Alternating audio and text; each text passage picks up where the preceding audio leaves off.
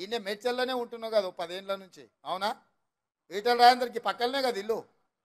ఎప్పుడైనా మన దగ్గరకు వచ్చాడు ఇక్కడ దిక్కా ఈయనే కదా ఫామ్ హౌస్ కట్టుకున్నాడు, కానీ ఎన్నడన్నా మన దగ్గరకు వచ్చిండా? మరి ఎన్నడు రాంది ఇలా ఓటాడు కానీ ఎట్లా వస్తాడా మన దగ్గర? 10 ఏళ్ళు మంత్రిగా ఉన్నాడు, ఎప్పుడైనా మన దిక్కు చూసిండా? పెన్షన్ ఇచ్చిండా? ఇల్లు ఇచ్చిండా? ఉద్యోగం ఇచ్చిండా? ఉపాధి కల్పించిండా? పోనీ ఎట్లున్నామని అడిగిండా? మన పెళ్ళికి వచ్చిండా? మన సావుకు వచ్చిండా? మంచుకున్నామని మనల్ని ఎప్పుడైనా వల్కరించిండా? మరి ఏం అడగనోడు ఇవ్వాలి సిగ్గు లేకుండా ఓటు ఎట్లా అడుగుతాడా మన దగ్గర? ఎట్లా అడుగుతాడు చెప్పురి? కాబట్టే మిత్రులారా, ఆయన అనుకున్నట్టున్నాడు, పాలమూరు నుంచి వచ్చిన రేవంత్ రెడ్డిని గెలివనీయలేదా, ఆయనను గెలిపించారు కదా, ఇవాళ నన్ను కూడా గెలిపిస్తారేమని. ఆ ఏళ్ళ నేను ప్రతిపక్షాల నుండి ప్రజలతో కొట్లాను కాబట్టి గెలిపించారు.